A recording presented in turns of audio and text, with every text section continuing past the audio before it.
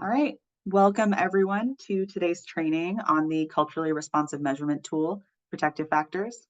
Hopefully you're in the right place. And before we started talking about the culturally responsive measurement tool, which we will abbreviate as the CRMT-PF, very catchy acronym, we just wanted to briefly introduce ourselves. My name is M. Carr. I use they, them pronouns. I'm a senior project manager at the Capacity Collective, and I live in Asheville, North Carolina.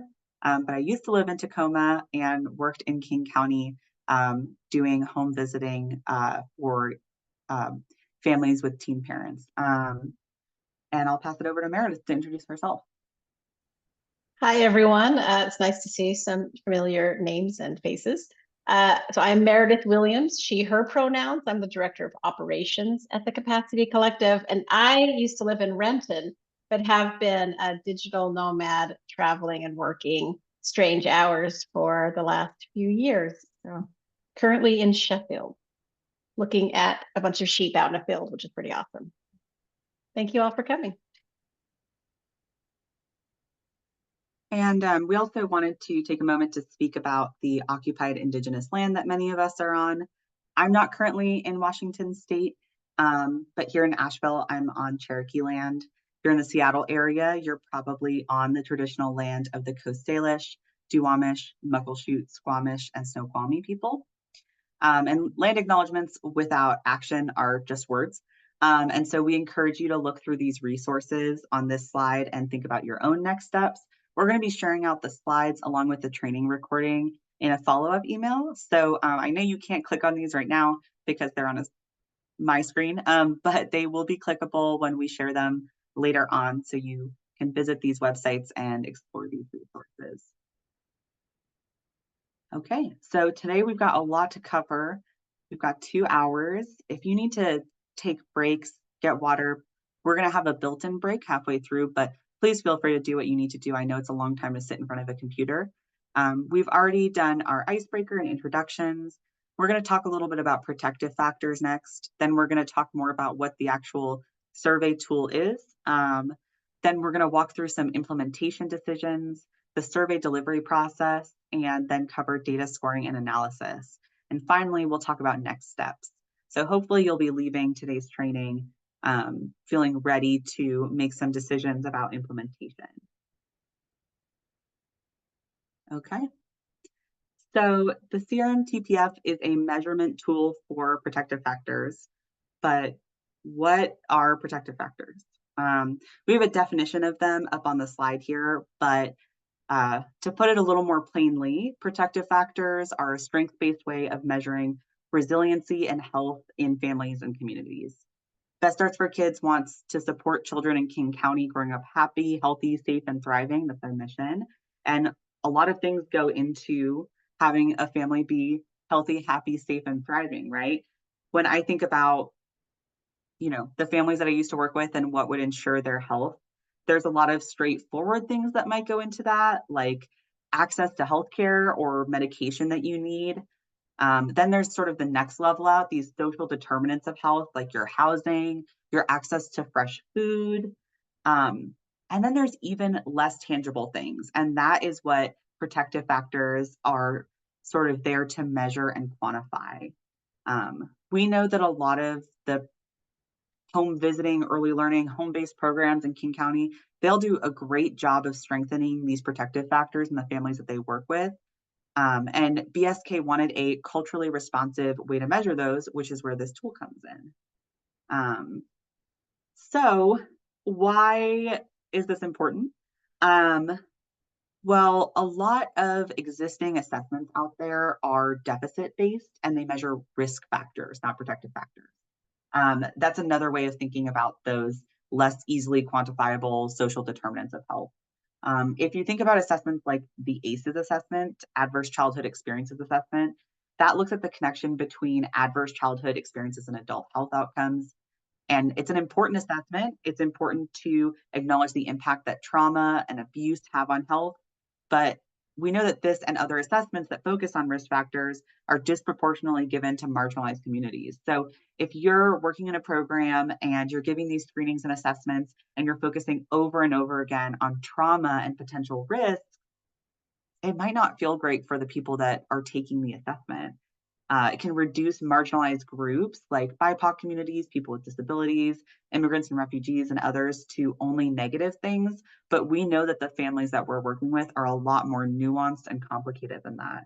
So the goal of looking at protective factors rather than risk factors is to celebrate families and the things that they're already doing to be resilient, happy, healthy, and thriving, and not shame them. So this protective factors framework is strength-based. And as I said, it helps families understand their own resiliency. And for programs, it can help you see the ways that you are supporting the families that you're working with in strengthening their own protective factors in their lives. If you are funded by BSK, you might already be familiar with protective factors because they're part of the evaluation framework used by BSK to assess your programs. So if you are doing reporting and you are familiar with how much, how well, and better off, if that's ringing a bell, protective factors fall into the better off category. So all of the measures that you've chosen for your better off reporting, if you do BSK reporting, should map onto one of the protective factors that I'll show in the next slide. Now, I know I don't necessarily need to sell you on protective factors. You're already at this training, so you're probably interested. And if you're funded by BSK, you're already measuring them. But I'll just say that this tool is a great way to measure those protective factors. We developed and tested it with hundreds of families and lots of community partners, including early learning providers across King County. So rather than having to create your own way of assessing protective factors that you can report them in your BSK reporting, you can use this already tested and translated tool to do that. So the protective factors that the CRMT-PF measures, which these are not all of the protective factors that exist in the world, they're just the ones that this tool focuses on and this framework focuses on, are family resilience, knowledge of parenting and child development, social supports, concrete supports, and caregiver practitioner relationship.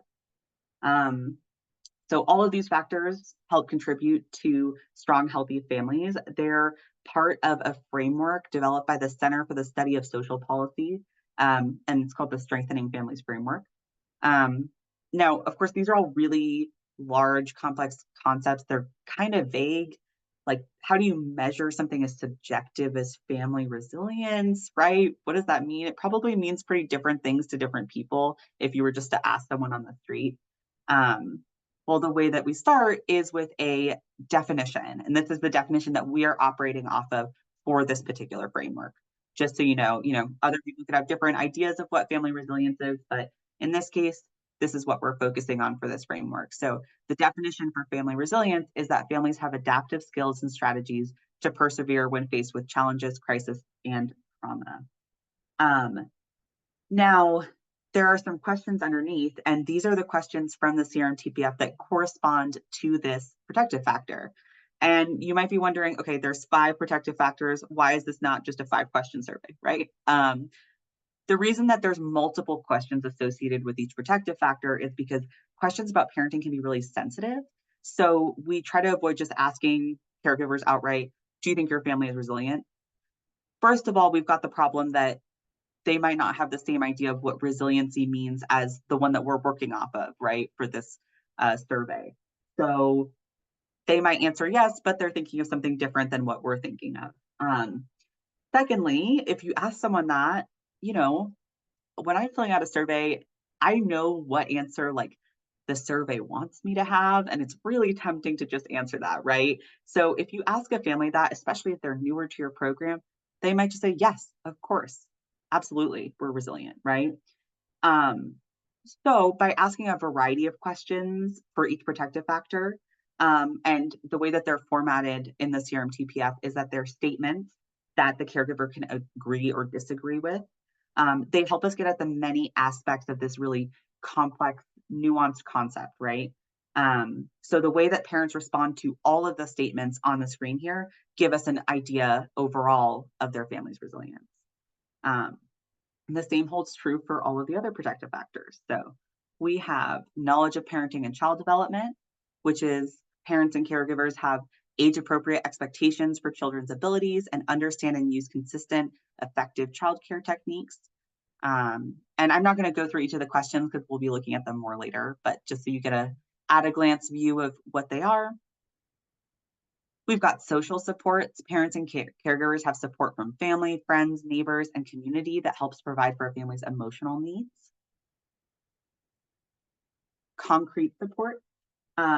Yes, we will be sharing the answer options for these questions. They are mostly all a Likert scale of strongly disagree to strongly agree. And then some of them have like various boxes that you can check. For example, for concrete supports, there's like budget items that people can check. But we'll be looking at the whole survey and what it actually looks like shortly. So for concrete supports, parents and caregivers have access to tangible supports and services, including financial supports that help families cope with stress and provide day-to-day necessities. And then parent, caregiver, and program staff relationship. So this is the supportive, understanding relationship between parents and caregivers and program staff that positively affects parents and caregivers' success in participating in services. So this is a great example of why we don't just ask people, are you satisfied with this program? You know, there's a lot of things that go into it, trying to really gauge what people's experiences with the program are and how they feel about the staff that they're working with. We want to ask things like, when I talk to staff from this program about my problems, they seem to understand, they genuinely care about me, they have respect for me, they help me when I need it, right? It's sort of gives us a more of an overall picture than just asking someone how they feel about the staff. Because depending on the family that you're working with, I think you all know some of them would be very honest with you, right? And then some of them might feel a little more uncomfortable about answering that outright. So now let's talk about the actual CRMT-PF. So together, all of the statements that you just briefly saw on previous slides make up the culturally responsive measurement tool, protective factors, or CRMT-PF. And this tool was developed over the last 4 years by Best Starts for Kids and the Capacity Collective. We heard a need among early learning providers in King County that they wanted assessments that didn't feel dated, irrelevant, or culturally insensitive. They wanted assessment tools that had been created in partnership with the communities that they would be assessing. Most assessment tools out there were developed by researchers and then tested with mostly white middle-class families, and then they just translated it, right? This tool was developed in partnership with families in King County, and then tested over the last 3 years with advisory councils each year of early learning providers who went out to families that they were serving in King County and then gave us extensive feedback about how to revise the survey to make it culturally responsive. The original framework of the survey was another survey called the Protective Factor Survey 2 from the Friends National Resource Center for Community-Based Child Abuse Prevention. That survey was designed to measure the protective factors in the framework that I was talking about before. And so we chose that to adapt, and we've made significant adaptations to it. So it's kind of a whole new survey now, but that was the sort of starter dough that we turned into the CRMT that you might want to use with the families that you're working with. And as I mentioned, we tested that with 3 different advisory councils of King County providers and hundreds of families in King County across 10 key communities. And if you want to read more about that process over the last few years, all of the previous annual reports and sort of results from the validation process that we went through, it's all available on the BSK blog. So if you like to nerd out about data processes, you can go look at that. So the final version of the CRMT-PF that's been refined and changed and underwent lots of extensive testing is 22 questions long, plus some optional demographics. The questions are all multiple choice.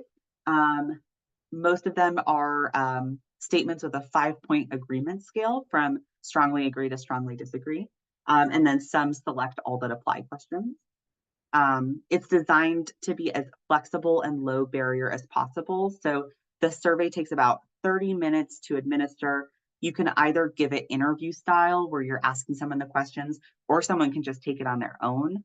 You can give it once or several times over time. And it's currently available in English, Spanish, and simplified Chinese. We're working on several other languages as well.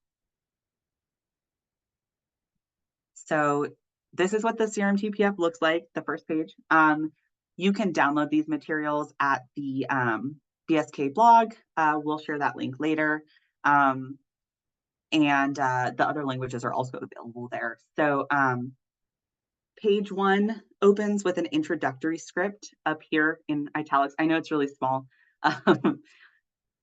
We'll look at it more later. And that introductory script is either to be read to the person taking the survey if you're giving it interview style, or the person taking the survey themselves should read it.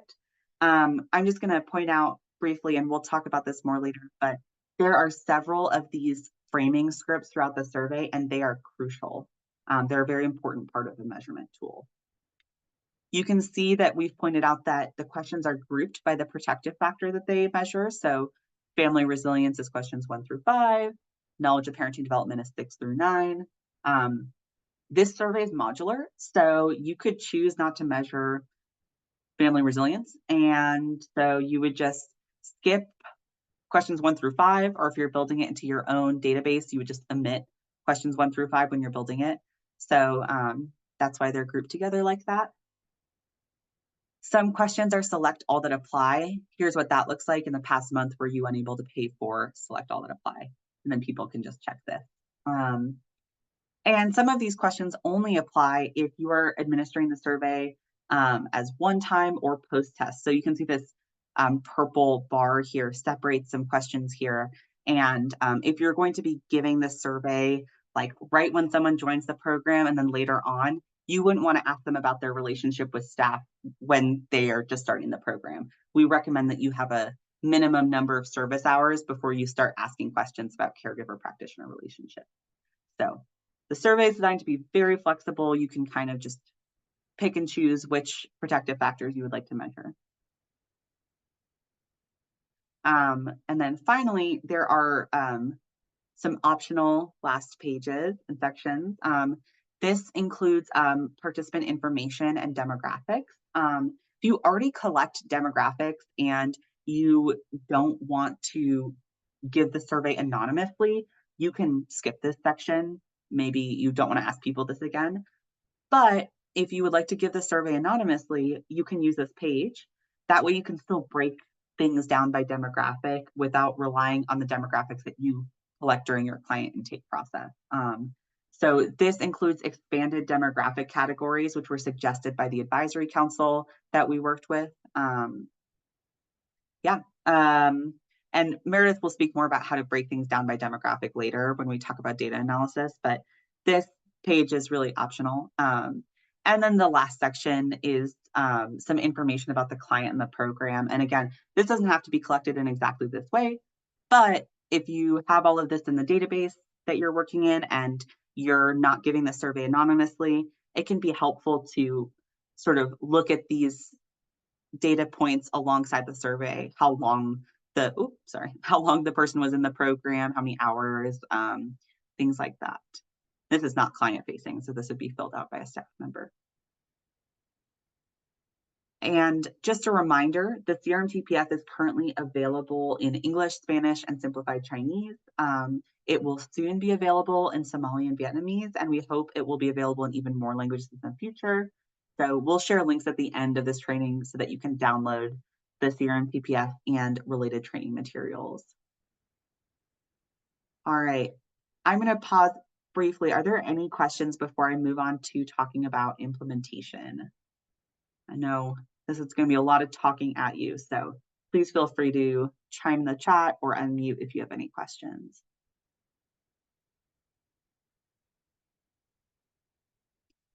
Okay, great. Next we're going to talk about implementing the CRMT-PF. Hopefully you had a chance to attend last month's information session and are here because you decided to use the CRMT-PF already. If so, thank you for your patience. I know that some of the information about protective factors was something I covered back then and it was repetitive. And if you didn't, that's okay. We're going to talk a little more about implementation now, and we'll get deeper into how to actually implement the CRMT-PF at your organization. So implementation has several key phases. The first is exploration. So this is probably the phase that you are currently in. You're probably exploring your options, thinking about whether or not you want to use this tool. Hopefully you're asking everyone on your team for feedback and their thoughts, and getting together all of the key players so that you're ready for the next phase, which is installation. Installation is making actual decisions related to implementation. So if you attended our information checklist, our information session, you should have received a copy of the implementation checklist, and we'll share that again here in the chat. And the implementation checklist will walk you through some of those key decisions that you need to make before you move on to the next stage. The next stage is initial implementation, and that should not happen until you figure out sort of some initial decisions that you're going to need to make. You'll refine the process and get some feedback, see what works and what doesn't work, and then finally you'll be ready to actually fully implement the survey. So that implementation checklist covers some of these topics. We're going to walk through each of these. You don't need to have decided any of these things yet, but hopefully during the course of this training, the wheels start turning and you leave feeling prepared to make these decisions and move on to the next phase of initial implementation. So we'll be talking about each of these in turn. And we're going to have some participation now, so get ready to either share in the chat or out loud. So now I have a question for you. How do you want to use the data from the CRMT-PF? What are your goals in using this tool? What are your goals in using this tool and attending this session? And again, rough ideas are okay. You do not need to have it perfectly figured out, but I'm curious, what is people's motivation in wanting to potentially use this tool?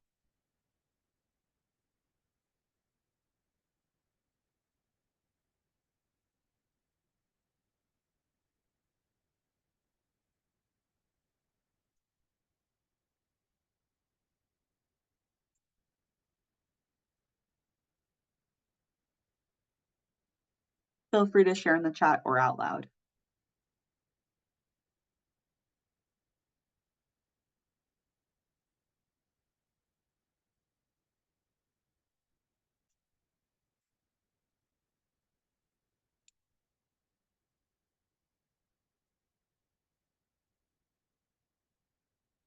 All right, maybe folks don't have an idea yet of how they'd like to use the data. That's okay. We're going to share some ways that you could use the data later on. But hopefully folks are starting to think through some of these checklist items. And if you're feeling really lost and like you maybe jumped into this and aren't really sure what this tool is or how to use it, please feel free to chime in. I want this training to be useful and helpful. And so if you're like, I have no idea how I would use the data because I'm not super sure what this measures yet, like, please let us know. I don't want to totally lose everyone.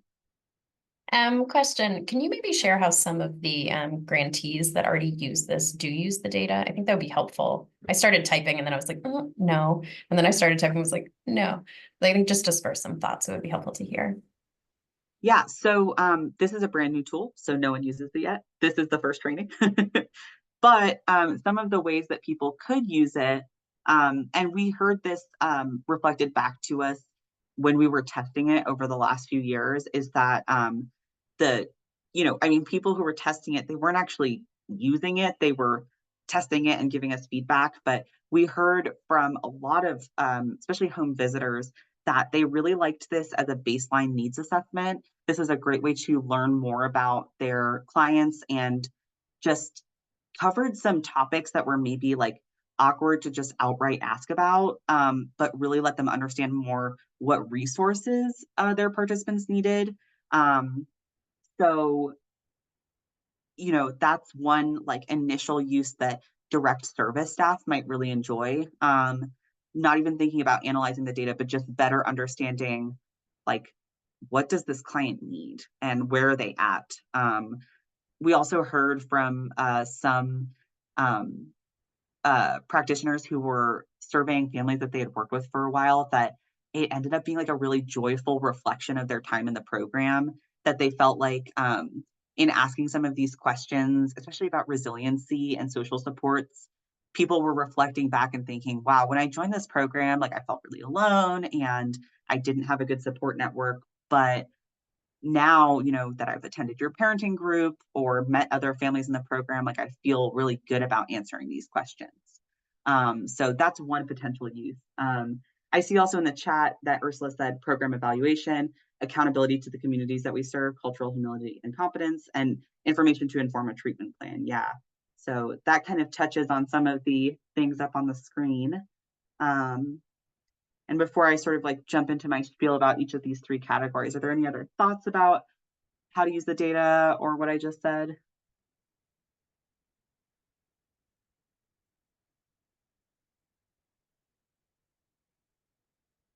Okay, great.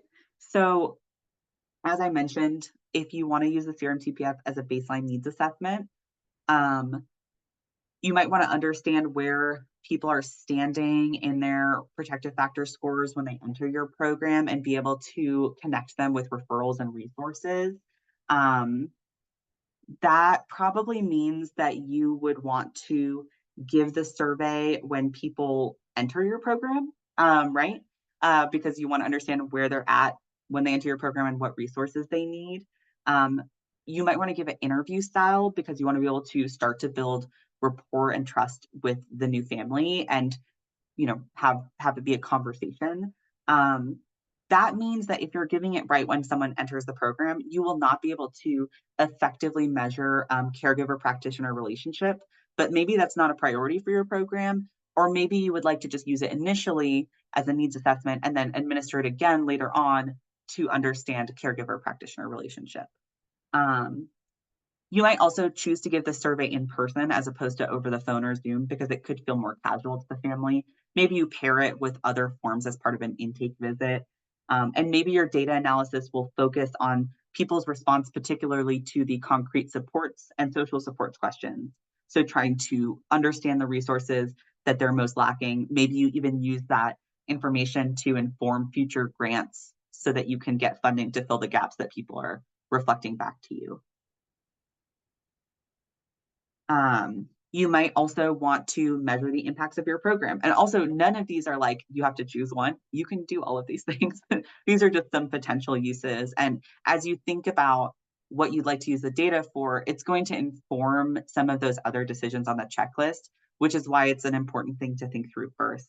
So if you want to measure the impacts of your program and you want to know if your program is helping to raise protective factor scores, that means you're going to need to administer the survey at least twice, because you need to be able to compare scores and see change over time. Because you'll be giving the survey twice or even more, and you have to compare the pre and post test scores, you're either going to have the survey be identified, or you're going to need a complex system of unique identifiers to connect anonymous surveys with each other. So you probably don't want to give it just totally anonymously, because then it's hard to compare change over time. You might also choose to give the survey electronically and have it be self-administered because you're going to be doing it frequently. Also, a lot of staff find it awkward to ask questions about caregiver practitioner relationships if they're the ones surveying the families that they work with. So you might either want to have folks take it on their own or make sure that you're having like staff not survey the families that they're working with because they might not want to ask the questions about caregiver and program staff relationship. The ideal length of time between surveys is at least 6 months. Maybe your data analysis will focus on the impacts that your program has had on protective factor scores within a particular demographic group that you are tasked with surveying as a program or organization. You might also want to use the survey for funder reporting, such as BSK reporting. So if your funder is Best Starts for Kids, you might only want to use the modules that align with the performance measures that you currently chose. So maybe you're only reporting on performance measures that go with knowledge of parenting and child development and social supports. So maybe you only use those questions. You might give this survey anonymously with the demographic page included so that you can break down the data in the way that your funder requires without having families feel pressured to respond in any way. Yeah, so whatever your data goals are, they're the first key to making your implementation decisions. And like I said, maybe you want to use the data to do all three of these things. Maybe you want to do other things with the data, like, you know, be accountable to the communities that you serve. There are so many things that you can do, but they're going to inform the rest of your decisions. So it's a good thing to think on now. The next consideration that you want to make, and Meredith dropped the implementation checklist in the chat if you want to open that. You're going to want to think about the assessments that you're already using. So if you already give a needs assessment and you're hoping to use this as a needs assessment, is this too similar? Do you really need both? Do you have a heavy intake packet with lots of long questions and taxing forms? If so, maybe you don't give it right at the beginning, right? Like getting everyone to fill out so many forms in a program it's a lot. It's a high burden, especially if someone really acutely needs services, right? So maybe you choose to give it on the 4th visit or something.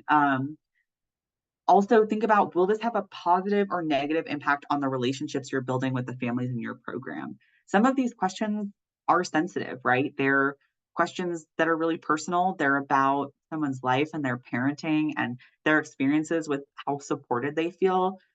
If you feel like that's going to be too personal to ask early on, maybe you need to wait. Or perhaps you think it would be a great way to start to form a real connection with a family and you want to ask it right away. It's really up to you. You know the families that you're working with, you know the communities that you serve. You're going to be able to make the right decision. Also, I would say, whatever your implementation plan is, run it by the people who are actually going to be administering the survey. Run it by your direct service staff. They know their families and they're going to give you great feedback on how they think this should go. So related to timing, right? You have to think about 3 different things when it comes to timing. So the first is the actual amount of time that it takes to complete the survey. So we found it takes about 30 minutes. Obviously, that can hugely vary. It varies with like, are you giving an interview style or is the person taking it themselves? Are you, you know, talking through each question? Does it have to be like verbally administered or can the person read along? And 30 minutes, it's not that long, but if you're filling out a lot of other forms and or doing an entire like curriculum lesson, you know, it can feel like a really long time. You also should think about timing in the program and your relationship with the family, which I already spoke to a little bit. You know, you can also mix up some of these things. Like if you think that the questions are pretty sensitive, maybe the family takes it on their own initially. And then later on, you have a conversation with them or vice versa, right? And then you also should think about frequency. So if you're going to be giving this multiple times, how often will you be giving it? Some programs might say, we want to do this every 6 months, right? Some folks might say just the beginning and end, or maybe just once, right? And if it's once, when is that? When in the program is that? So once you decide timing, also please feel free to put questions in the chat if you have any. Once you decide on timing, you must also consider the survey version. So if you're only giving this survey once, things are going to look a little bit different than if you give it multiple times. You could also break the survey into modules and just measure a single protective factor if you want. There's some pros and cons to one-time versus pre and post. So those are things to just consider. There's no one right answer to any of these implementation decisions. Like there's no one best path to do it. It's not better to do it multiple times versus once. It is all just about best fit for you and the families that you're working with. Also, something I didn't name during time, but that I want to point out is it takes time to analyze the data. So think about that. If you're giving it regularly, you need to be building in time for whoever is going to be responsible for doing data analysis, because that will take some time. Otherwise, you're just collecting it and not doing anything with it. And so then why are you giving it, right? You should also think about delivery method and format and supporting families. So when thinking about supporting families, are you going to administer this conversationally or alone? Again, there's pros and cons to both. If you are having this being conversation with staff, it can really be a great opportunity to do some relationship building, but also maybe families feel like they can't answer as honestly through no fault of staff, but just personal questions. Maybe you want to give it to folks to complete on their own. You do run the risk of someone just kind of like, bam, bam, bam, bam, bam, got to get this done, right? Versus if you're asking them and really having a conversation. And also people can't ask questions if they get confused, but they can also do it on their own time. And they might feel less pressure to answer questions in a certain way. And thinking on delivery method and format, in person versus virtual. And this might really depend on the format of your program. So this might not even be a decision. Perhaps it just has to be one way, right? So you also need to choose a format for administering the tool, paper versus electronic. And we'll speak a little more to building the CRMT-PF into a database and what that could look like, and how to score it as well. But, you know, this could really depend on what your existing data system is like. And also you can have a mix of both. You know, perhaps you largely want to give the survey in person, but a few people are just really hard to get a hold of and you just want to text them a link. That's okay, you know. But just thinking through what will the processes be for each of these. If you're going to text them a link, it has to be electronic. Are you going to mail them a paper survey? What is that going to look like? If you're mailing them a paper survey, are you including a pre-stamped envelope so they can send it back, etc.? And then finally, you're going to need to make a plan for data storage and analysis. So all of these things are going to sort of feed into how you analyze the data. I already mentioned a little bit paper forms versus database. So if you're using paper forms, you're going to want to think through how will the forms be printed, stored, shared, who has physical access to them, who's going to do the data entry afterwards, how are you going to calculate scores? If you are building this into your database or another new database or survey platform, think about if that's even customizable. Can you add all the questions? Can you have it auto-calculate? Can you do a link to the family in your database so you don't need to ask for demographics? Whatever you do, you're going to need a way to securely store the data so that you're not, compromising families' confidentiality. You're going to need a way to score this survey. And then if you are doing pre-post, you're going to need a way to store and associate those pre-scores to the post scores. Okay, any questions on the implementation checklist? I'm wondering, are there instructions for scoring? Do you recommend scoring? Yes, yeah, we actually have an entire scoring workbook. It's like an Excel thing that has built-in instructions. So if you're doing paper and you don't have a database where you can like build in scoring, you can use that. And we'll be going through how to use that tool later. There's also a very detailed implementation guide. It's kind of like the CRMT-PF Bible. It is many pages long, and it has really detailed information about each step of the implementation process. So that's a good reference to look at scoring. Yeah. We also have shorter handouts on scoring. There's a lot of resources. We'll go through all of them at the end. Yeah, so we are hoping that we can do some brief breakout rooms and talk through the implementation checklist and just share with each other what are you thinking for each portion of the implementation checklist for your program. So that implementation checklist document was shared in the chat, and Meredith just shared it again. So you can view that. And I'm going to make some breakout rooms. I will pause the recording.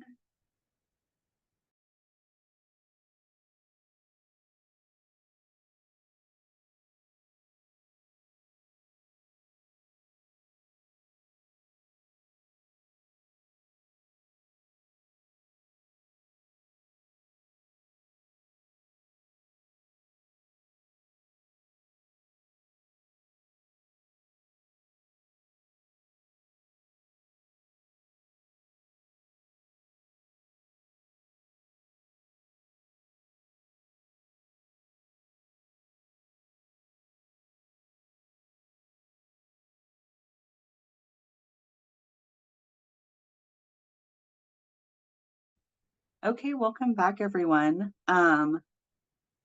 So sorry, I hope I didn't cut conversations too short. We're just coming up on about halfway through, and I want to make sure we have enough time to talk through everything else. I did want to briefly share back something that came up in my breakout room, and if there's anything else from the other breakout room that you'd like to share, feel free to. I was talking with Connie from CISC, and she runs the Kaleidoscope Play and Learn program, and a few things came up that I thought were interesting to think through. One is that I've been talking a lot about, oh, can folks hear me?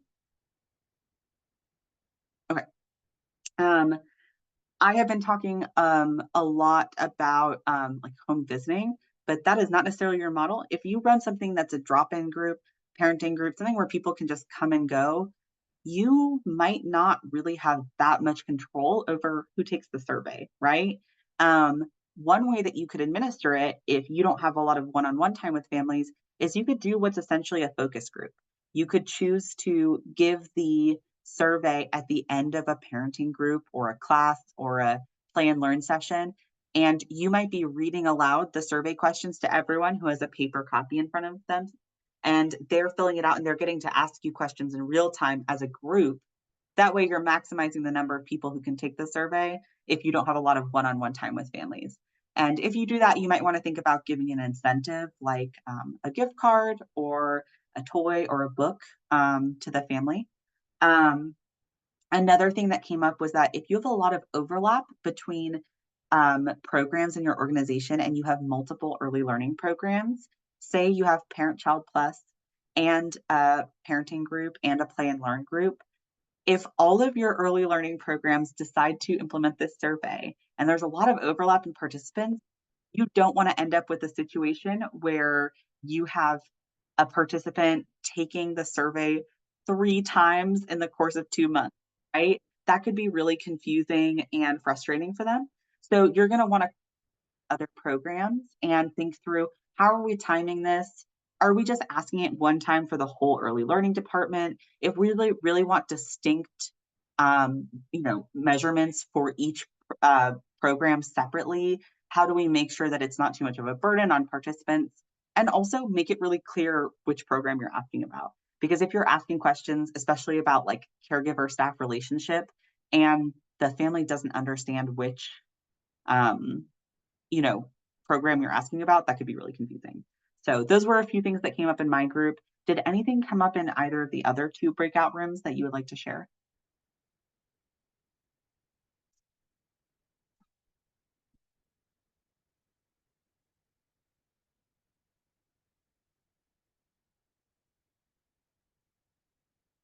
Okay. That is a. Oh, sorry. I was just gonna let the folks from my group talk if they wanted to, but we just talked about kind of the status of where people are in the decision-making process and how everyone's kind of in the exploration phase. But we did talk about the value of having the Excel workbook where you can actually keep track of scores, you can have it do the calculations, and you can see change over time, and just the power that comes from being able to use the data to see if you're moving the needle. Yeah, absolutely. Great. Well, hopefully this training gives you more information so that you feel like you can move on to the next implementation phase. We're going to take this time to take a brief break. We're about halfway through. There's still a lot of content to cover, so we're going to take a 5-minute break until 1:08. Please take that opportunity to stretch, use the bathroom, get some water, whatever you need. And then when we come back, we're going to be talking about actually delivering the survey, and we're going to talk about scoring and data analysis. So some really big topics. So we'll be starting right at 1:08, which is now 4 minutes away. So I will see you all soon.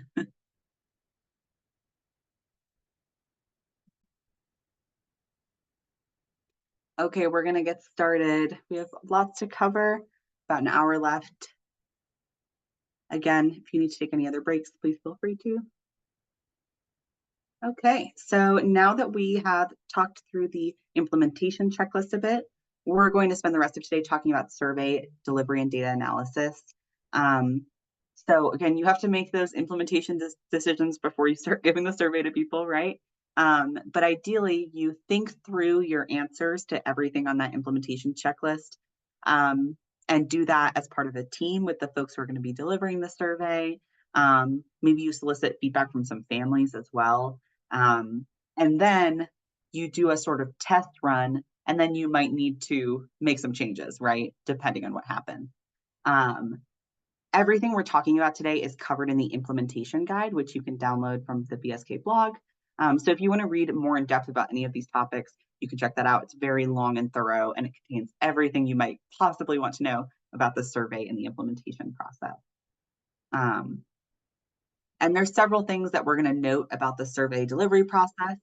So we're assuming that you are going to administer a training to your direct service team on how to give the survey.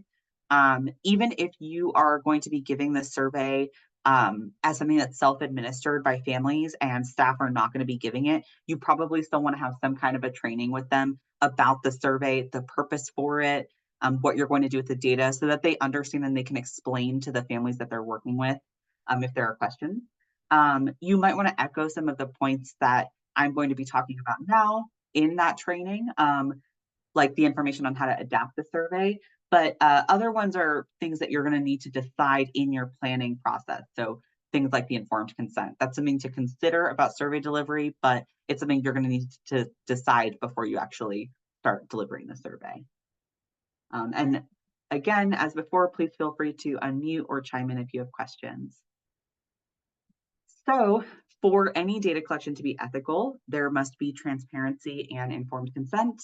That also holds true for the CRMT-PF. Having an initial consent form on file from another time in your program that's a generic consent form is not sufficient.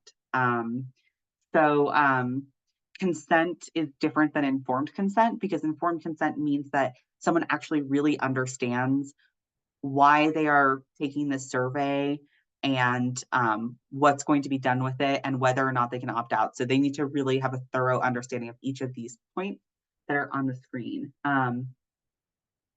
Yes, yeah, the implementation guide has some general information that could be really helpful. Even if you choose not to use the CRMT-PF, there's just a lot of general information about how to implement a new tool and analyze the data that could be more broadly applicable. So can't hurt to download it and scroll through.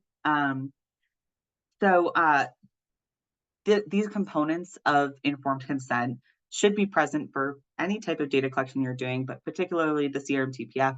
There's a lot of sensitive questions.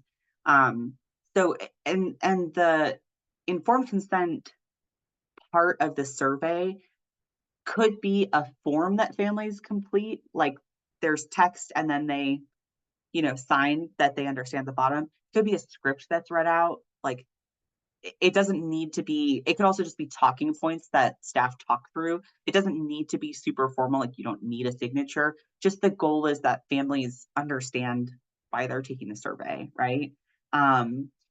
So you should be sure to cover these topics, and it's really key that your staff have a strong understanding of each of these points so that they can answer questions about this. Whether or not they're the ones giving the survey, if they're sending a link and then someone responds with some questions, they should be able to speak to each of these things.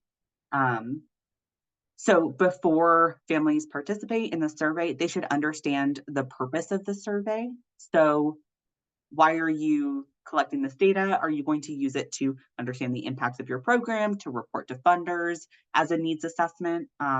That's really important too, because the CRMT-PF does have so many questions about like specific needs. If you're not clear about why you're asking it, people might think that it's a promise of services, like, oh, you're asking me about if I had trouble affording food, because if I say yes, you're going to give me a gift card, right?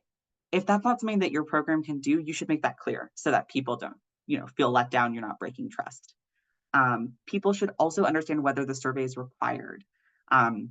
We recommend never having things like this be required, because it's a little coercive, right? To say, oh, you have to answer this in response for, in return for services. It's better to explain how the survey is going to benefit families and your program.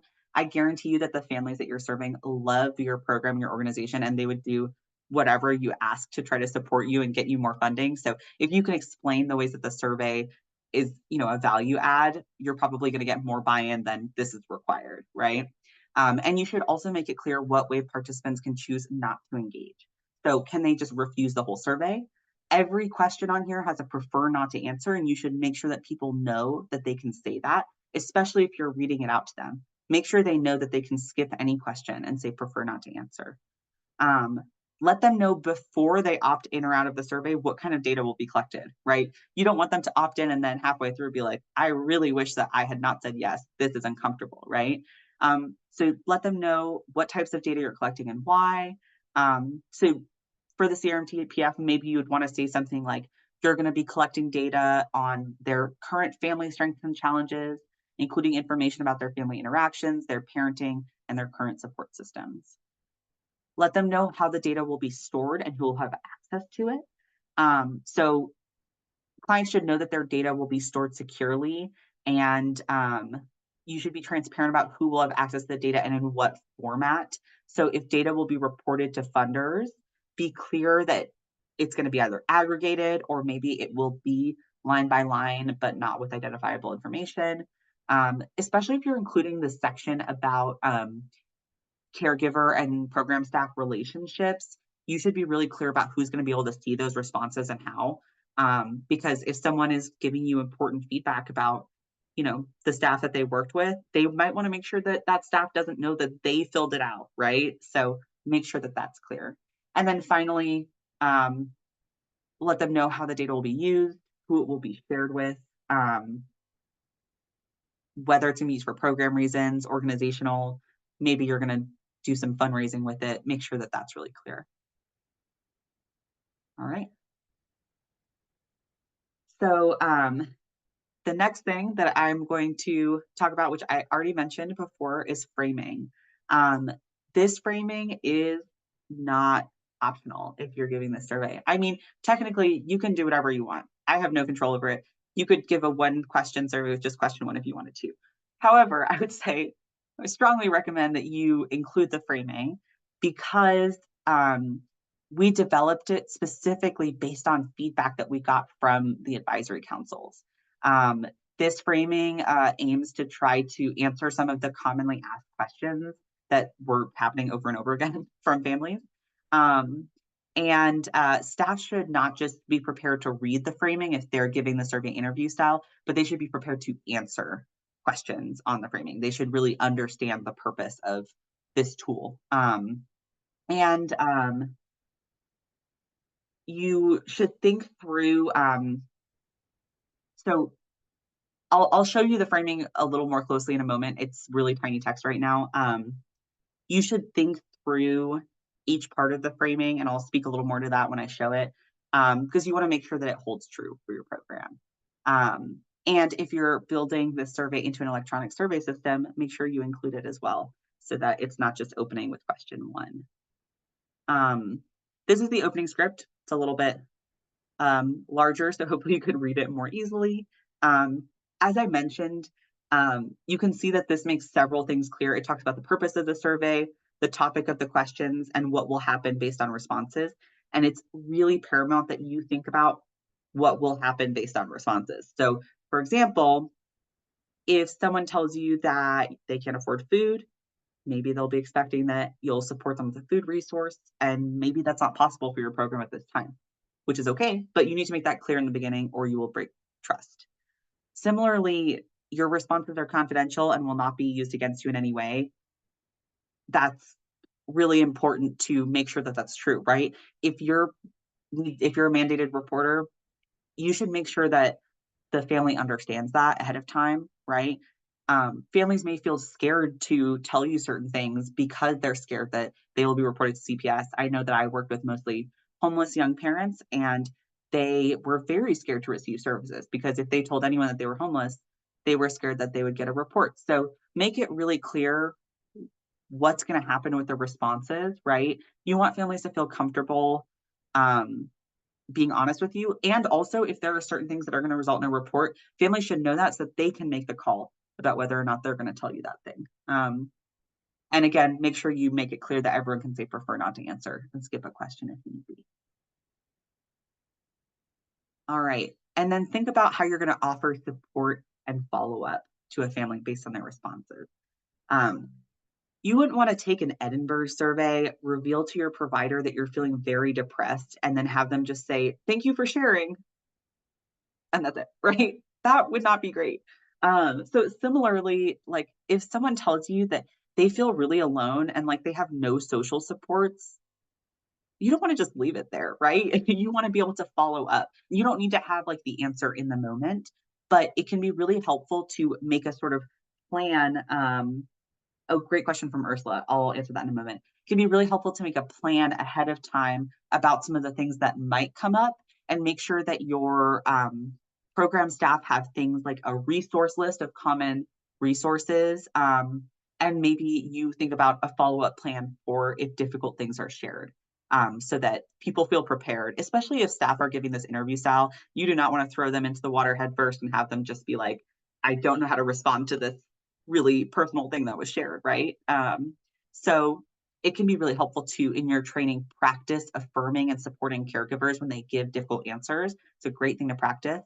And make sure that you're following up on vulnerable share outs so that it's not just, thank you for sharing. If you're giving the survey anonymously online, maybe the last page is a list of resources, no matter what someone answers, so that even though you don't know who submitted it, people still have something, right? And it can be great to have a list like referrals to supports like rental assistance, utility assistance, food assistance. Maybe you're giving them concrete resources that your program has, like diapers and bus passes. This is a strengths-based tool, so we're really hoping that this survey helps to celebrate the resilience of families and their happy moments. But if a family is having a hard time, some of these questions could feel really painful, right? Yeah. And so, like I said earlier, when you train your staff, make a plan for how to address difficult conversations. Some providers that helped us test the survey said that some families felt really celebratory, and others said that it was really hard to talk to families who weren't doing well, that families broke down and started crying, and they opened up, they realized how isolated they were or how hard things had been lately. So, make sure you practice and you prepare your team, particularly if you're giving this interview style. We want this tool to build trust, not break it, and that means offering follow-through. And Ursula had a great question in the chat. Does the opening script count as informed consent? I would say that the opening script, how do I go back? The opening script has some elements of informed consent. It does say, what is the survey asking about? It tells you, like what it's some of what the purpose is. And then it tells you that you can say prefer not to answer, but it does not include every aspect of informed consent. It doesn't, like, you need to speak more specifically to what your program is going to be using the data for, who has access to it, whether or not it's required for your program. There's some other elements on this checklist that are not in that script. And also I will say that, like, especially if you're giving it electronically, like sometimes people just click yes, right? And it's probably good to, like, if you're going to be giving it electronically, communicate with families ahead of time and prime them for the survey and have informed consent happen then, so that they really understand and can be ready to opt in or out when it does come, and then include the script again as a reminder of those things. So I think the script is a good starting point, but I would not rely on it alone. Meredith, is there anything that you would add to that about informed consent and the opening script? Well, I think those are great points. I was thinking that when we tried to come up with a script that could work across all the different scenarios, it can really only be start or go. And so it's great to complement it with the specific for your program. Yeah. Thank you for that question. Is there a, and if we're doing this electronically, how can we, does a informed consent need to be a different electronic form? What do you recommend there in order to do this in a streamlined way? Yeah, so there are a few ways that could happen. Informed consent doesn't have to be a form. It's not like a requirement. You don't need a signature. It's just the best practice. So it could just be that you communicate with families ahead of time. If your model is home visiting, perhaps it's in the home visit before you're going to send it out. If it's like if you're at a preschool or something, or some other drop-in center, maybe you're telling families at pickup one day, hey, we're going to be sending something out. Here's some information about it, right? Or maybe you just send out an email blast ahead of the email with the survey and make sure that people understand. So it doesn't need to be something that people sign. It could also be the first page of the survey. You could have it be longer, add on to this. This does not, when I said that the script is an important part of the survey, I didn't mean like you can't make changes to it. Like you can adapt the script if you need to. It's just that you need to have some kind of framing. So, you could just take this, add on to it, make it the first page, have people check, yes, I agree, or no, I don't agree. And if they check no, it brings them to a page that is like, thank you so much. Like, you opted out of taking the survey. That's totally fine. Yeah. Meredith, is there anything that you would add to that? Yeah, I mean, that's exactly what I was going to say, is have it as the first page, and then, yes, I understand and would like to continue, or no, I have some questions and some way to get in touch with you, just making it really low barrier and accessible. Yeah. Great. Okay. And I know that we had some new people join us just now, so thank you for coming. If you need to access interpretation, navigate to the Zoom menu and click the interpretation button, which looks like a little globe, and you will be able to choose Spanish or English. And that was a great question. Thank you, Ursula. Where was I? I think I talked about resources and support. Okay, so the next thing, is adaptations. If you've ever given like the ASQ, you know that you can make small adaptations if need be to make the tool relevant to the families that are taking it. And the same thing is true here. So you want to make small adaptations if need be in order to maintain relationships with families. I mentioned just now that you can adapt the opening script if you need to, and the framing. You can also, as I said earlier, this is module, so you can omit entire sections if they don't feel relevant. For example, when we were testing the instrument in Simplified Chinese with CISC's Parent Child Plus program, a lot of the providers told us afterwards, and they were not allowed to adopt it because the whole point was that we were testing the entire tool and getting feedback on every question. So they gave all of the questions interview style. But then afterwards, they told us that the questions related to money in the concrete support section just didn't translate for their families. The way that the families that they were interviewing conceived of money was very different than how the questions were phrased. They said that one of the questions is, I have had trouble affording, and they said, well, families would just make it work. They're going to do whatever they need to afford that. So it just didn't work for them. And that's okay. If they wanted to actually implement the survey, they could just not use those questions, right? Or a specific question might feel taboo. So for example, one question in the knowledge of parenting and child development section asks if you believe parents have a strong impact on how their children turn out. And when we were testing this, some families who were religious told us that they felt that God determined how their children would turn out. So the question was really confusing and off-putting to them. So you can choose to skip either entire sections. You can also choose to skip specific questions. Just know that skipping one question within a section of protective factors may affect your scoring, right? Ideally, you use all of the protective factors questions if you're measuring that protective factor, because they're designed to hang together and all work together to measure this concept. But if you really need to skip one, the whole point of this is to build trust, right? You can also make small wording changes if need be. So if you're working with kinship care families, you might want to say children in your care instead of your children, and say caregiver instead of parent. The language on the survey is children and parent, but you can change that if need be. We want to caution you to be careful not to do too much rephrasing though. Just because the more the survey is changed, the less accurate it might be.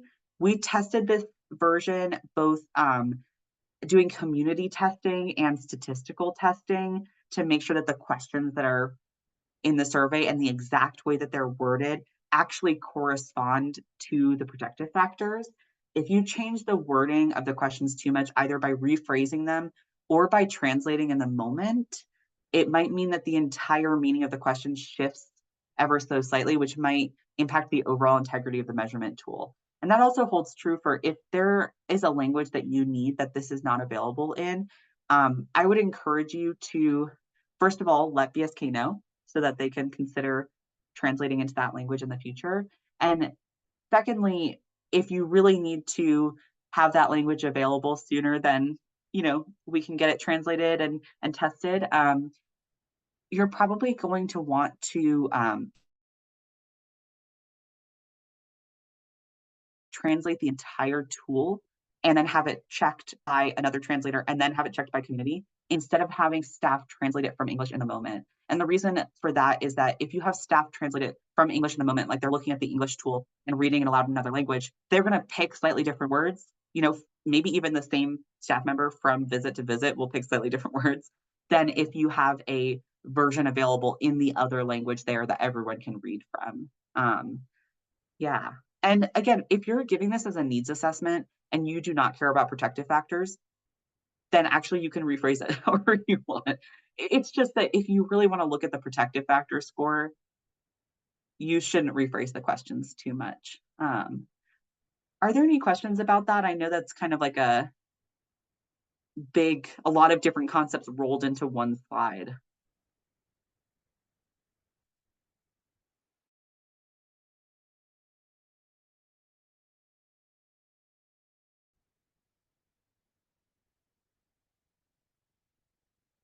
Okay. So next I was going to have us practice, but I think we actually don't have time. I'm so sorry. I will say, I strongly recommend that before you decide to implement this, you practice taking this yourself to see how it feels for you. And I would also say that if you do decide to implement this, you have your team practice taking it too, so that they can, they know the questions inside and out, and they can really give answer questions in the moment if families have them. And Meredith shared the link to the BSK blog post in the meeting chat, so you can download the CRMT-PF in English, Spanish, and simplified Chinese there. And Somali and Vietnamese will be coming soon. They're just still being finalized. Okay, so I'm going to pass things off to Meredith to talk about scoring and data analysis. Thank you so much, Em. You had to do a lot of talking there, so now you get to rest for a moment. Fabulous. All right, let's talk about what I think is the fun stuff, right? Scoring the CRMT-PF and how you can actually use that data.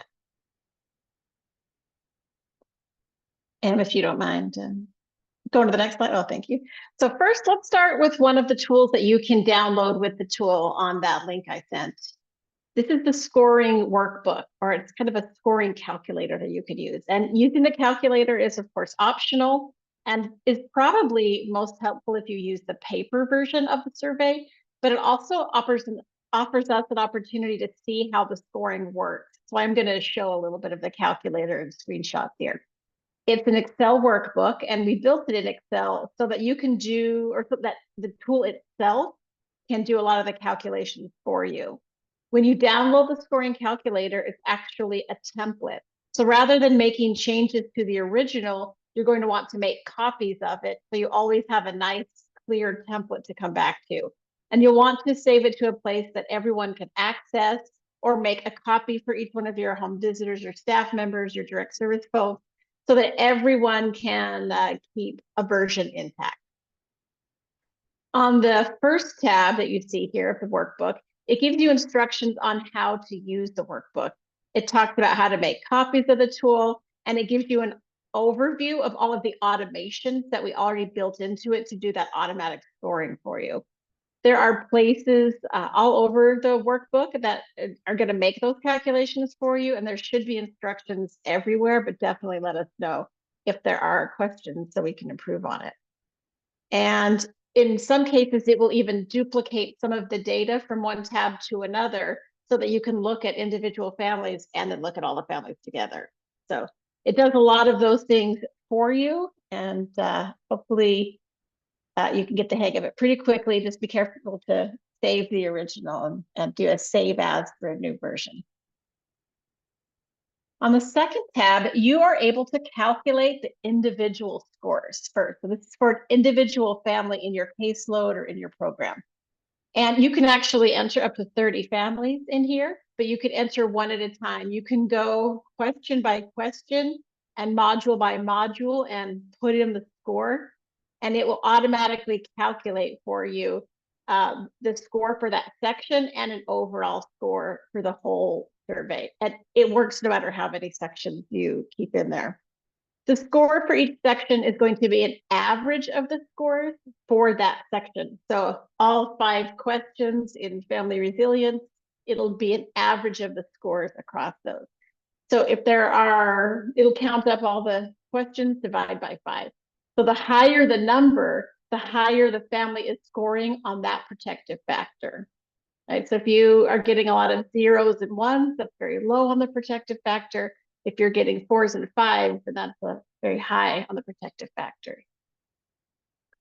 Yeah, it's all, so you'll see that there are some specific instructions that you should, they are all weighted the same, but if somebody skips several questions in a section, then we suggest not using the score the same as you would at the other sections, that you should have at least the, 4 out of the 5 questions answered or 3 out of the 4 questions answered for that section to have it actually be meaningful.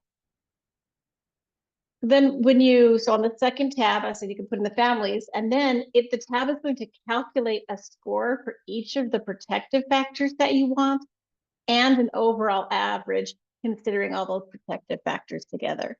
You can kind of see for family 1, they answered 5 of the questions and they had an average score of 3.8.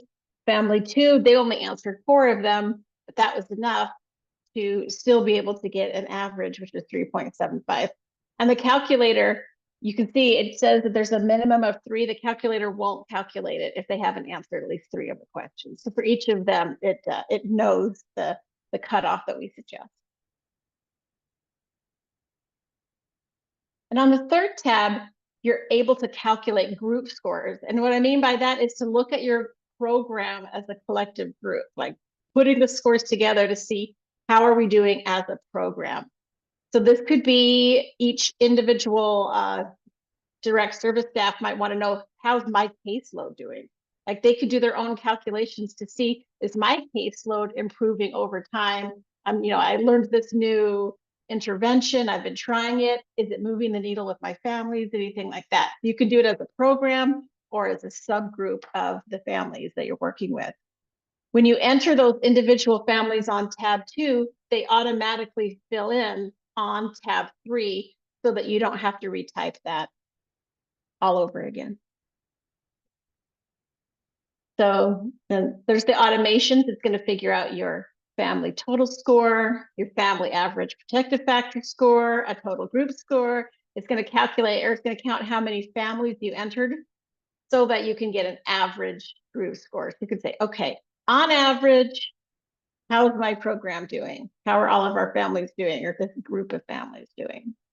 So yeah, it'll always be that average. So it's always going to be the total score divided by the number of families to get that overall average score. This may seem like, oh man, this is a lot. Like I didn't know I was going to a math class, and that's okay. And you may be using the calculator, you may not. It depends on your organization and your data system. And we can support you in building something like this into your data system, perhaps. That's one of the things that we'll talk about at the end. We'll get into that a little bit later, but it is possible and worth it. And then the fourth tab is, it gives you the opportunity to look at pre and post so that you can measure change over time. This is where you start to get into impact. So family 1, family 2, family 3, family 4. This is what their average score was when they started.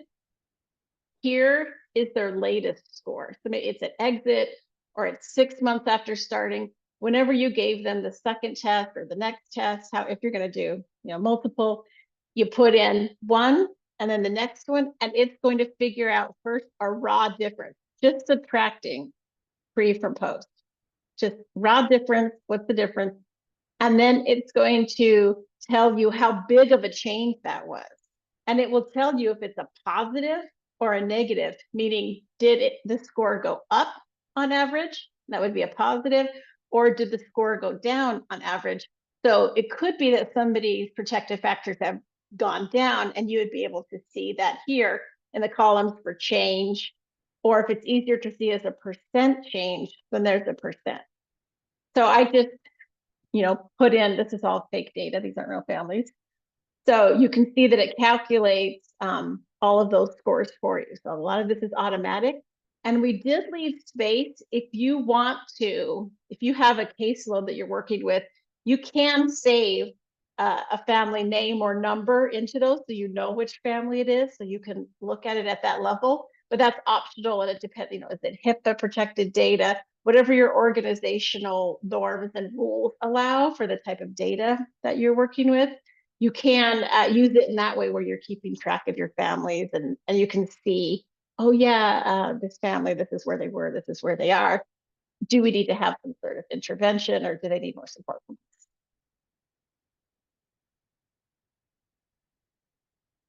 So that's the very basics of how to score the CRMT-PF. It's for any question, the person taking it responds somewhere from strongly disagree to strongly agree. Those are all worth basically a point, right? So strongly disagree, no point, strongly agree. It's 5 points, and you're getting the average score along that scale. So once you understand the basics of that, you can really start to think about, okay, what can we do with that data? And ideally, you're setting up your implementation based on those data goals. This should look familiar from the beginning of the presentation when we talked about these are kind of 3 broad categories of what you might do with the data. Let's start with the example of using the CRMT-PF as a baseline needs assessment again.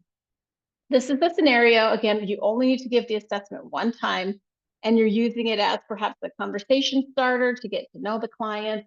It's an assessment of their current strengths and needs. Remember, this should be near the beginning of services if it's going to be an actual baseline. And that's where people are when they enter the program. What you're going to want to do is decide as a program, what do we consider to be a good score and what is a bad score? You're going to come up with some sort of a threshold or a goal line to say, okay, as a group, are we prepared to intervene for everyone that's above a 3 or below a 3? Do we intervene for everyone that's below a 4? Like, you have to decide what is a good score according to your group and what sort of influence you want to have, what sort of impact you're hoping to have, and then be ready for what those interventions are going to be. Okay, if somebody does score at a certain level, what are we going to do about it? Does that mean particular referrals? Does it mean particular resources? What are our interventions if you want to do specific ones? Or it's just that baseline, okay, let's put them through all the regular programming that we do and see if we move the needle, right? So you just have to think about your data goals and how you want to use it. But since this is just a baseline needs assessment and you're not scoring later, you're going to want to decide your interventions in advance so that people can receive services based on their scores.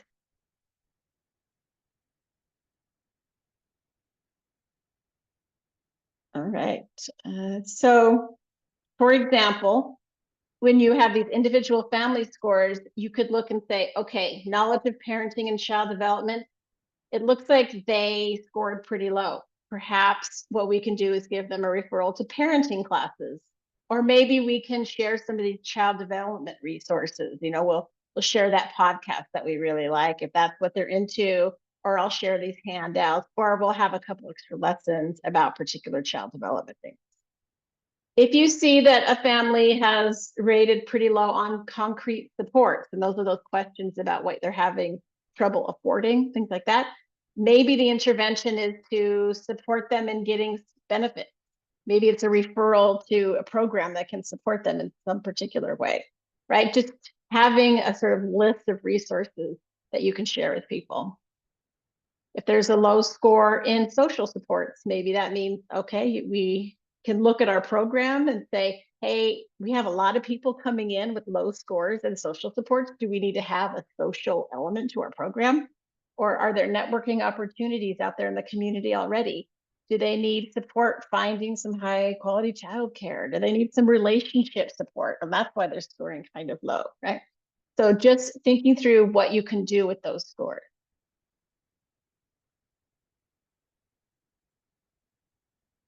When you're talking about a group score, you're getting a feel for what is going on beyond your program, where people are as a group when they come to you. Again, we're still talking about the baseline needs assessment. So this is the level that people are in their protective factors when they walk in the door. So if you see that people are coming in with low scores on family resilience, knowledge of parenting and child development, any of these, what you can do when you see those patterns as a group is think, maybe we need changes in our programming. Maybe we do need to have more referrals. Maybe we do need to have more child development classes. And you can decide if that's something you want to do as a program or if you want to just bolster your referral network. Maybe you want to have group gatherings to learn about resources and how to apply for benefits. Like, okay, let's have an Apple Health session, or okay, let's talk food stamps with everyone and how to get hold of those, right? Maybe you're going to start having group gatherings every quarter for just people to sit together, break bread, and build community. You can decide that when you see what kind of scores are coming through the door. So that way you get to actually improve your programs. Let's talk about when their goal is to measure impact of your program. And in that case, as we said, you'll have to give the assessment at least 2 times, sometime near the beginning of services and at least one more time. We know that some people have talked about giving it just at the end of services, but as we all know, sometimes people don't make it to the end of services. They don't graduate the program. They may leave the program for some reason, by choice or not. Like they may have move away. Pardon me.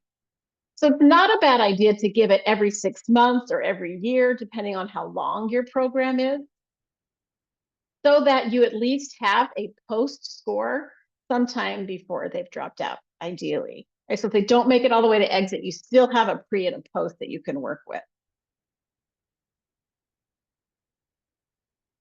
And how you use that data, of course, is you take the post-test scores, subtract the pre-test scores, and look at that difference, that raw difference, if you remember from the calculator. So for example, let's say that in the program, I started having really just no social support system. I scored really low. I got a 2. I went to some of your group events. I met some people. Now I scored higher because I've met parents who are going through similar things to me. Now I've scored a 3.5. The raw difference is 3.5 minus 2, or 1.5 in a positive direction. What if I started the program with really good concrete supports because I had a job? I came in with a 3.25. Now I've lost my job and I never asked my staff person about benefits. So now I'm at a 1.75 and they didn't offer either, right? So yeah, now I'm a 1.75. 1.75 minus 3.25 is a negative score of 1.5, right? So you can see if the impact is moving people in a positive direction or if there's negative impact. And that's not to say that you caused the score to go down, but that person's score went down because of life circumstance.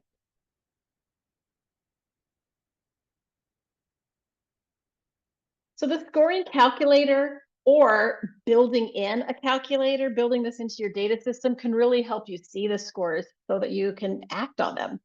If you remember this from the 4th tab, these are your program scores, right? These are all together pre and post to show you change over time. So this is a way of looking overall. Are you impacting protective families in your protective factors in your families? You can see if it's positive or negative overall, and you can see how much of a change you're impacting. This is all of the protective factors added together, but you could also look at them individually, right? So it could be just for family resilience, have our families gone up or down? Just for knowledge of parenting and child development, have scores gone up or down? right? So it's really useful to look at it from those multiple directions to tell the story of what's going on with your families. When you have your group scores, you can look at a program to see, okay, is there an opportunity for us to make an adjustment? If all of the numbers are going up, awesome. You should celebrate that you're doing something very well, and that's wonderful. If the numbers are going down, maybe there's opportunities for growth, or maybe there's something systemic going on that isn't up to your program. Of course, we live in a complex, expensive world. It's worth digging in more deeply with the analysis to try to understand why are those scores going down. And we're, of course, this is a 2-hour training. We're talking about so many different things, so we can't get super deep into the data and exactly all the analysis you would do. But really, there are ways that you can get into that data and learn. And we'll try to cover a few of those in our last few minutes together. Now let's talk about the scenario of using the data for reporting. It could be for BSK reporting, but the data doesn't only need to be for BSK. The data is the story of your clients, it's their data. And if you think that the data can help you speak to other funders as well, then if that's going to support your mission, then perhaps that's an option for you. What you'll want to do is look at the funder's requirements and say, okay, this is BSK, but this is also other funders. Do we need all of the modules? Do we need some of them? What's for us? What's for the funder? How often should we give it to meet the requirements of that funder? And what demographics do they need it reported by? Pretty much everything that you report to BSK probably asks you to break it down by race and ethnicity, gender, zip code, things like that. So just making sure that you are collecting the data points you need to be able to do that reporting. So when you really look at your impacts, this is where it gets interesting.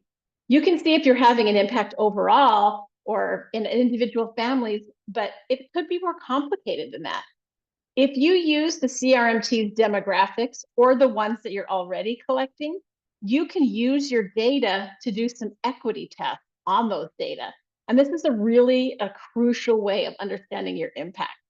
You can use some of these, none of these, but you're going to want to think about how you are using the data in a way that can tell you if you're giving equitable services. And you also will have to think about, if we give the survey anonymously, we have to get some demographic data or we won't be able to do these equity tests, right? If you are going to connect it to a person, make sure you have demographics for them so that you can do these breakdowns and really check for equity. The CRMT has some demographics. These are optional, as we've said, but these are the ones that already come with the CRMT-PF that you're able to use. Looking at all of the protective factors you're measuring, we suggest that you just really push yourself to think about how the impact of these protective factors may vary by group. Maybe there's something about the caregiver, like maybe your program just works differently for teen parents versus older parents than that. What if your program works better for some gender identities versus others, or some racial groups or cultural groups? What if the ages of the children, like what if this is people's second or third child that are in this early learning program? Does years of parenting experience have an impact on how your program is hitting them? That's worth thinking about. There's also family attributes. What if the program works better or worse for families that have a child with a disability, or different family structures, or living in different zip codes? It's really worth thinking as a group, which is why we say, don't just have a data person, have a team that really thinks about the data, including the people who know families the best, your direct service folks, on what they think might influence the impact of your program.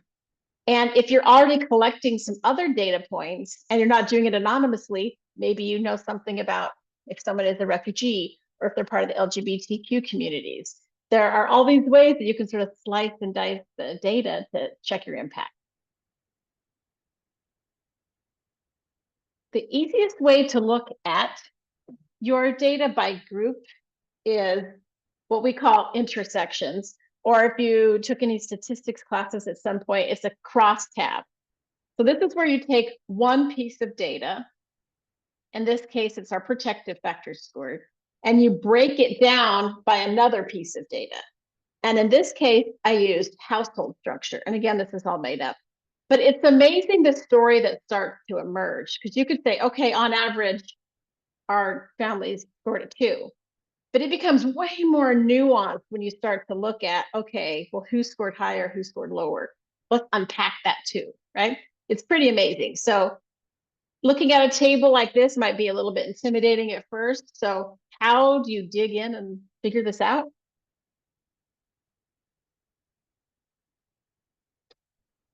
Yeah. My suggestion is, once you have those crosstabs or those intersections, is to look for your highs and lows. Let's start with looking at the highs and lows by group. So this is broken down by family structure. And what I mean by that is people who are single parents, people who live in 2-parent situation, kids in kinship care, foster care, having a multi-generational household, meaning that there are grandparents perhaps or extended family living there as well, and teen parents.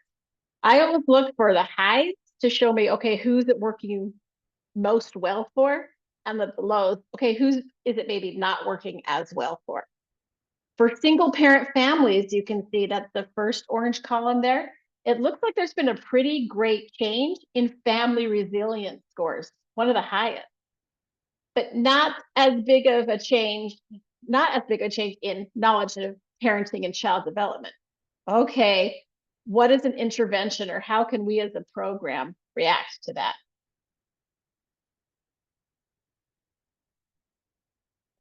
So looking at the same data, this time, let's look at it by protective factors. So we're looking across, right? Again, look for the highs and the lows. It looks like we were able to have the biggest impact on concrete supports. Great. That's probably happening if you're helping people sign up for benefits, or if you're providing things like housing or transportation support.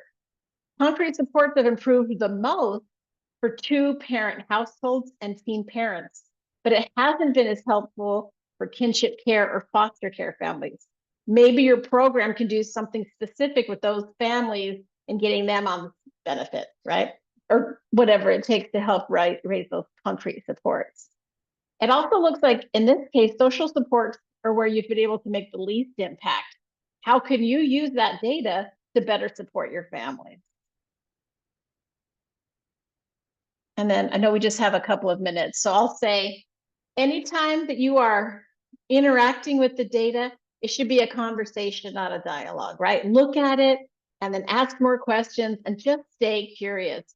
What you want to do is you want to look for patterns. You want to say, okay, where are we going up? Where are we going down? And then if we can just go to the next slide. You also want to look for trends. What is changing over time?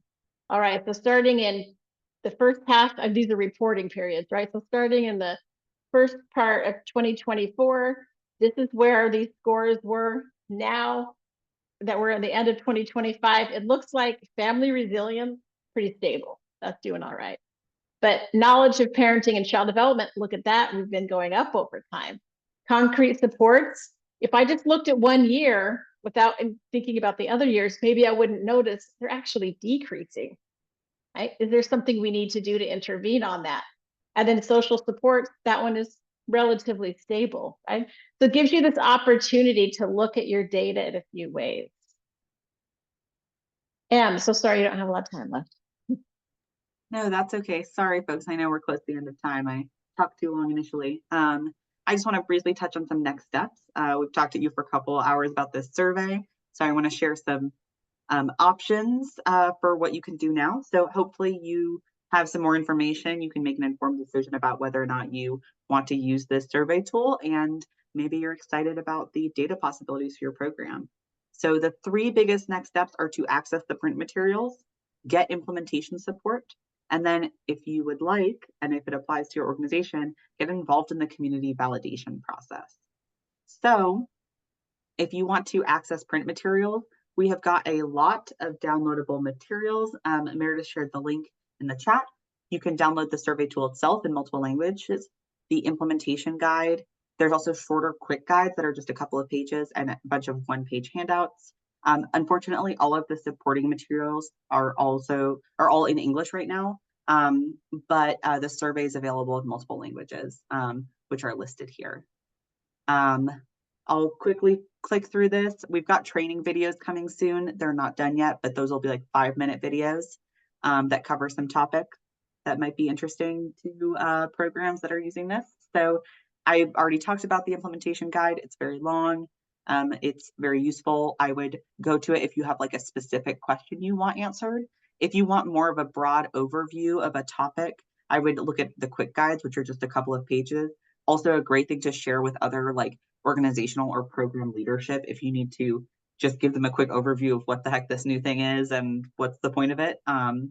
There's also one-page handouts that are even more brief. These could be helpful to share with like program staff. They're not designed to be family facing though, just so you know. I guess you could share them with families, but I would recommend just sharing them with like program staff.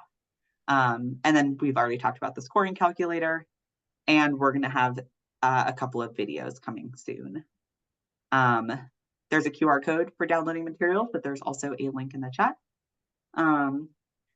Also, if you have BSK funding, you can receive free implementation support through technical assistance. So even if your program specifically isn't BSK funded, if your organization receives any BSK funding, you can receive free implementation support. And also we, and that's gonna be coming from the Capacity Collective.